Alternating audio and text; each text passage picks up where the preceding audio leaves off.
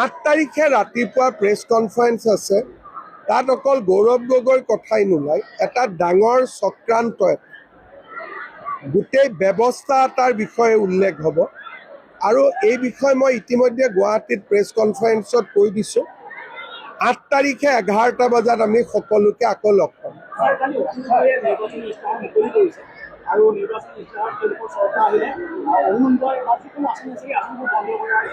তেওঁলোকৰ চৰকাৰ হয় পাকিস্তানত আহিব, নহ'লে বাংলাদেশত আহিব। অখিল গগৈ চৰকাৰ অসমত আৰু 500 বছৰ পিছতো নাহে, মোৰ পৰা লিখি লওক।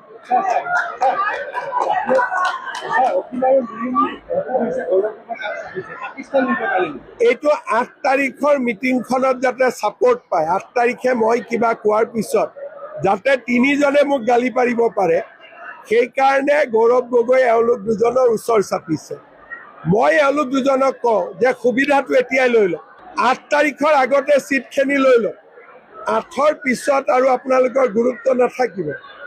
গতিকে আপোনালোকে যি চিট ল'ব খুজিছে 8 তাৰিখৰ আগতে লৈ লওক, কাৰণ গৌৰৱ গগৈক আপোনালোকৰ সহায়ৰ প্ৰয়োজন আছে।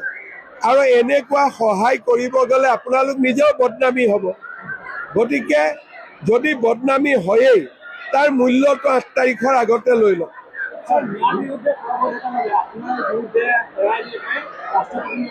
মই ভালহে পাওঁ, মই অলপ পপুলাৰ হৈ যাওঁ। এইবিলাকৰ পৰাতো মই ভয় নাখাওঁ। মইতো মাৰ গাখীৰ খাই জন্ম হৈছোঁ। গতিকে মিয়া ৰাজনীতি কৰা মানুহক বা বাংলাদেশৰ পৰা অহা ঘোচপেঠীয়া বুলি যাক কয়, সিহঁতক কি হিমন্ত বিশ্ব শৰ্মাই ভয় কৰে নেকি? এইটোতো মানুহৰ ভুল আছে যে কোনোবা এটা হৰ্চ মণ্ডাৰে দিল্লীত মোক কেছ দিছে, তাক মই ভয় কৰোঁ নেকি? মইতো মাৰ গাখীৰ খাই জন্ম হৈছোঁ না। জিকিম এইবাৰ আমি। বিজেপি এজিপি একেই হয়। বিজেপি আৰু এজিপিৰ কোনো পাৰ্থক্য নাই। বিজেপি জিকিলেও মুখ্যমন্ত্ৰী বিজেপিৰে হ'ব, এজিপি জিকিলেও মুখ্যমন্ত্ৰী বিজেপিৰে হ'ব। গতিকে এইবিলাক কাজিয়া পেচালৰ কোনো স্কোপ নাই।